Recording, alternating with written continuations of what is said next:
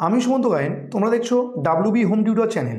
তোমরা যারা নতুন ক্লাস 10 রয়েছো, অর্থাৎ আগামী বছর মাধ্যমিক দেবে, তাদের যাতে অঙ্ক সাবজেক্টের সমস্যা না হয় এজন্য প্রতিদিন রাত 8টা থেকে এই চ্যানেলেই আমি তোমাদের একটা করে ম্যাথ ক্লাস দেবো। তো অবশ্যই চ্যানেলটিকে সাবস্ক্রাইব করে রেখো এবং পাশে থাকা বেল আইকনটিতে অল নোটিফিকেশন প্রেস করে রেখো, যাতে পরবর্তীতে কোনো ভিডিও ছাড়ার সঙ্গে সঙ্গে সেই ভিডিওর নোটিফিকেশান তোমার কাছে সবার আগেই পৌঁছে যায়। তো আগের পার্টে আমরা কোষে দেখি 1.5-এর পার্ট 2 পর্যন্ত কভার করেছিলাম। তো আজকে আমরা পার্ট 3 শুরু করব। তো যারা এখনও আগের পার্ট দেখোনি, ডেসক্রিপশন বক্সে আমি সম্পূর্ণ প্লেলিস্ট দিয়ে রাখবো, সেখান থেকে অবশ্যই তোমরা আগের পার্টগুলোকে দেখে নিতে পারবে। তো চলো আজকের অঙ্ক শুরু করা যাক। এখন 8 অঙ্ক কি বলছে দেখো, 5x² plus 2x minus 3 equals to 0 দ্বিঘাত সমীকরণের দুটি বীজ আলফা ও বিটা হলে 1 নম্বর আলফা স্কোয়ার প্লাস বিটা স্কোয়ারের মান নির্ণয় করতে বলে দেওয়া হয়েছে। তা প্রথম কাজ আমরা ইকুয়েশনটা যা ছিল সেটাকে আমরা লিখে নেব। তাহলে ইকুয়েশন কি ছিল? ইকুয়েশন ছিল 5x² plus 2x minus 3 equals to 0। এখন বলছে যে এই সমীকরণের দুটো বীজের মান কী কী দেওয়া আছে, একটা আলফা একটা বিটা। তাহলে যদি কোনো সমীকরণের বীজের মান দেওয়া থাকে তাহলে আমরা কি লিখতে পারি, বীজদ্বয়ের যোগফল অর্থাৎ আলফা প্লাস বিটা এর মান কি হয়, মাইনাস b/a। আর বীজদ্বয়ের গুণফল অর্থাৎ আলফা বিটা ইকুয়ালস টু কি হয়, c/a। তাহলে এখানে যদি আমরা মাইনাস অফ বির মান কত, বির মান এখানে কত 2, তাহলে এখানে কি লিখবো 2/a এর মান কত 5। তাহলে আলফা প্লাস বিটার মান আমরা কি পেলাম, -2/5। আর আলফা বিটার মান কি, c/a। তাহলে এখানে সির মান কত, -3। তাহলে এখানে সির জায়গায় লিখবো -3/a, এর মান কত 5। তো এখানে -3/5।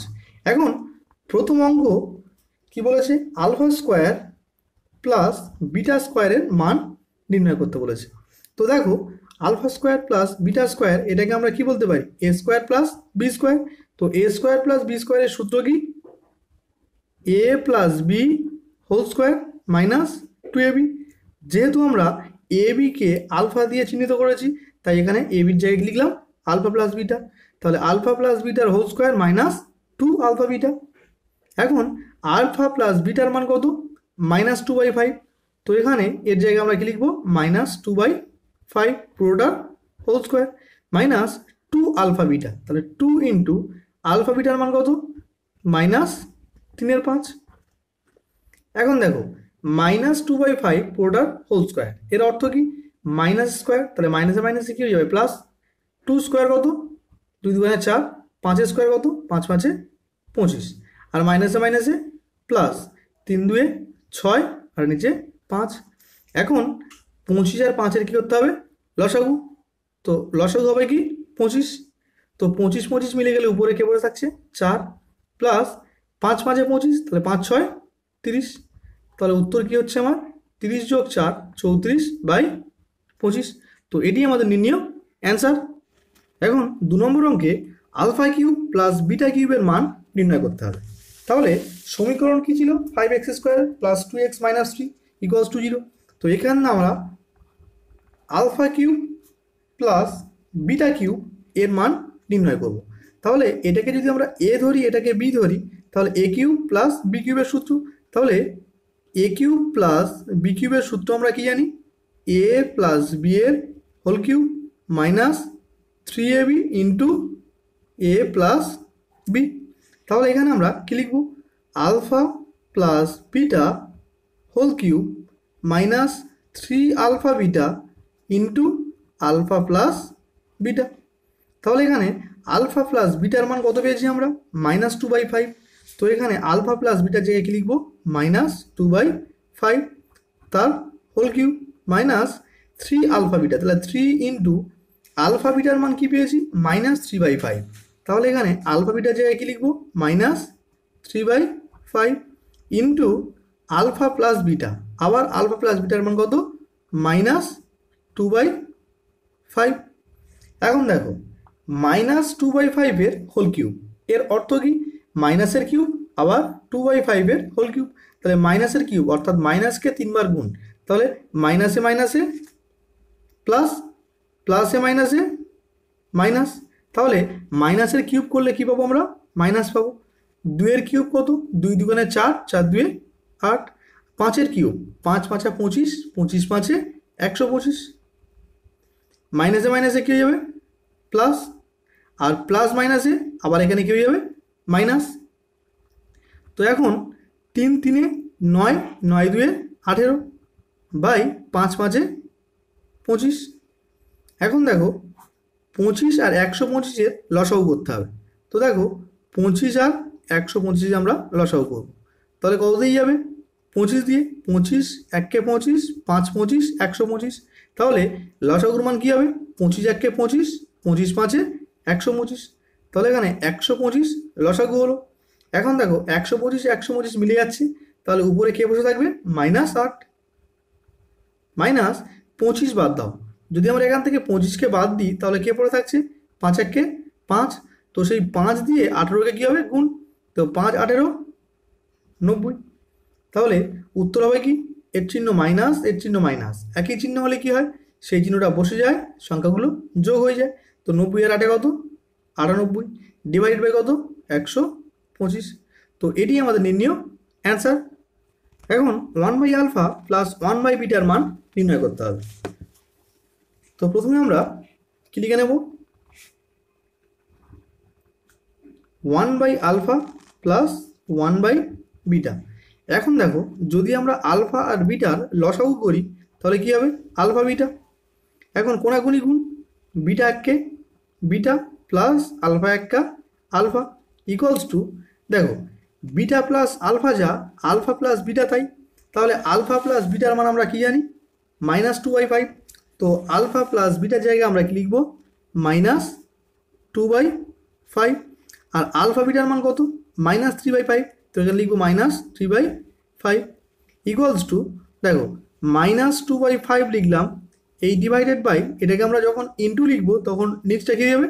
উল্টে যাবে, অর্থাৎ -5/3। তো এটাকে 5 5 কোনাকুনি কাটতে পারি, আর মাইনাসে মাইনাসে গুণ করলে কী হবে? প্লাস, আর তাহলে কে পড়ে থাকলো? 2 এর 3। তো এটি আমাদের নির্ণয় অ্যান্সার। এখন 4 অঙ্ক কী বলছে দেখো, alpha square divided by beta plus beta square divide by alpha এর মান নির্ণয় করতে বলেছে। তাহলে প্রথম কাজ কি? যার মান নির্ণয় করতে বলেছে সেটাকে আমরা লিখে নেব। তাহলে মান নির্ণয় করতে বলেছে alpha square divided by beta plus beta square divided by alpha. এখন যদি আমরা আলফা আর বিটা লসাগু করি তাহলে কী হবে উত্তর? Alpha beta. এখন কোনাকুনি গুণ, আলফা স্কোয়ার গুণ আলফা কী হবে? Alpha cube plus beta square গুণ বিটা, তাহলে কী হবে? বিটার কিউব। এখন আলফা কিউব প্লাস বিটা কিউবের মান আমরা আগের অঙ্কে নির্ণয় করেছি। দেখো alpha cube plus beta cube এর মান কি পেয়েছি? -98 ডিভাইডেড বাই 125। তো এর জায়গায় আমরা -98 ডিভাইডেড বাই 125 লিখে দিলাম, ডিভাইডেড বাই আলফা বিটা। তাহলে আলফা বিটার মান আমরা কি জানি? -3/5। তো এখন দেখো -98/125 যেমন ছিল বসিয়ে রাখলাম, এই ভাগটাকে যখন গুণ লিখবো তখন এটা কী হবে? উল্টে যাবে, অর্থাৎ -3/5 জায়গায় কী হয়ে যাবে? 5/3। এখন মাইনাসে মাইনাসে কী হয়ে যাবে? প্লাস, আর দেখো 5 1 25 125, তাহলে উত্তর কী হলো? 98 ডিভাইডেড বাই 3 25 75। তো এটাই আমার নির্ণয় অ্যান্সার। এখন 9 অঙ্ক কী বলছে দেখো, ax² plus bx plus c = 0 সমীকরণটির একটি বীজ অপরটির দ্বিগুণ হলে দেখাই যে 2b² = 9ac। তাহলে প্রথমে আমার কাজ ইকুয়েশন যেটা দেওয়া ছিল সেটাকে লিখে নেব। তাহলে ইকুয়েশন দেওয়া ছিল কি? ax² plus bx plus c = 0। এখন বলছে এই সমীকরণের একটি বীজ অপরটির দ্বিগুণ। তাহলে যদি আমরা ধরে নিই যে একটি বীজ আলফা, তাহলে আমরা লিখতে পারি অতএব অপর বীজ কি হবে? 2α, একটি অপরটির দ্বিগুণ। এখন যদি কোনো সমীকরণের দুটো বীজের মান জানতে পারি তাহলে আমরা কি লিখতে পারি? বীজদ্বয়ের যোগফল অর্থাৎ আলফা প্লাস 2α ইকুয়ালস টু কি মাইনাস বি বাই এ, তাহলে মাইনাস বি বাই এ। তো এখান থেকে বলতে পারি আলফা প্লাস 2 আলফা অর্থাৎ 3 alpha equals to minus b by a. তাহলে এখান থেকে আলফার মান কি পাবো, মাইনাস বি ডিভাইডেড বাই এই 3 নেমে যাবে অর্থাৎ কি হয়ে যাবে 3a। আর কি জানি বীজদ্বয়ের যোগফল মাইনাস বি বাই এ আর বীজদ্বয়ের গুণফল অর্থাৎ alpha into 2 alpha equals to কি সি বাই এ। তাহলে এখান থেকে কি বলতে পারি আলফা ইন্টু 2 আলফা অর্থাৎ 2 alpha square equals to c by a. তো এখান থেকে আমরা আলফা স্কোয়ারের মান কি বলবো সি বাই এই 2 নেমে যাবে অর্থাৎ 2a হয়ে গেল। দেখো আগের ইকুয়েশন থেকে আমরা কি পেয়েছি alpha equals to minus b divided by 3a অর্থাৎ আলফার মান এটা। তো এই আলফার জায়গায় আমরা আলফার এই মানকে পুট করব, তাহলে আলফার মান কত minus of B by 3a। তো পুরোটা হোল স্কোয়ার লিখবো কারণ আলফার মান এটা equals to c by 2a বসিয়ে রাখলাম। এখন মাইনাস বি বাই 3a পুরোটার হোল স্কোয়ার এর অর্থ কি মাইনাস এ স্কোয়ার, তাহলে মাইনাসে মাইনাসে প্লাস আর b square divided by 3 square কত 9 আর a square equals to c by 2a। এখন দেখো এদিক থেকে a আর এদিক থেকে a স্কোয়ারটাকে কেটে দিলাম, তাহলে কে পড়ে থাকছে 2b square equals to 9a into c, তাহলে কি হবে 9ac। তো এটি আমার প্রমাণ করতে বলেছে, তাই আমরা ব্র্যাকেটে কি লিখে দেবো প্রুভড। এখন 10 অঙ্ক কি বলছে দেখো যে সমীকরণের বীজগুলি x square plus P x plus 1 equals to 0 সমীকরণের বীজগুলির অনন্য সেই সমীকরণটি গঠন করি।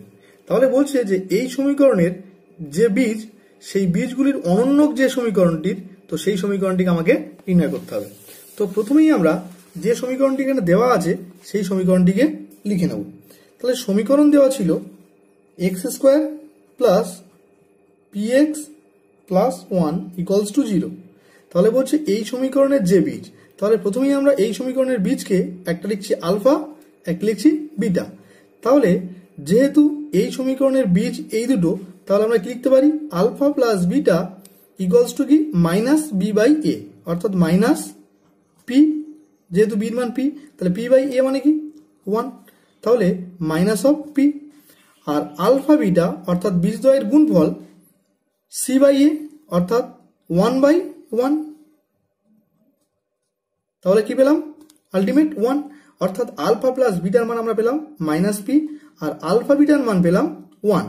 এখন বলছে এই সমীকরণের বীজ যা এদের অনন্যক, তাহলে এই সমীকরণের বীজকে আমরা আলফা বিটা ধরলে তাহলে আলফার অনন্যক কি হবে 1 বাই আলফা আর বিটার অনন্যক কি হলে 1 বাই বিটা। এখন বলছে এই 1 বাই আলফা ও 1 বাই বিটা দিয়ে যে সমীকরণ গঠন করা যায় সেটাকে আমাকে নির্ণয় করতে হবে। তাহলে আগে আমরা 1 বাই আলফা আর 1 বাই বিটার যোগফল নির্ণয় করি অর্থাৎ বীজদ্বয়ের যোগফল। তাহলে বীজদ্বয়ের যদি যোগ করি তাহলে কি পাবো লসাগু আলফা বিটা হচ্ছে কোনাকুনি গুণ বিটা এককে বিটা প্লাস আলফা এককে আলফা। তাহলে এখানে যদি আমরা আলফা প্লাস বিটার মান বসাই তাহলে কি হবে মাইনাস পি, তাহলে মাইনাস পি বাই আলফা বিটার মান কত 1, তাহলে কি পেলাম মাইনাস পি। তাহলে বীজদ্বয়ের যোগফল আমরা পেলাম কি মাইনাস পি আর বীজদ্বয়ের গুণফল নির্ণয় করব অর্থাৎ 1 by alpha into 1 by beta.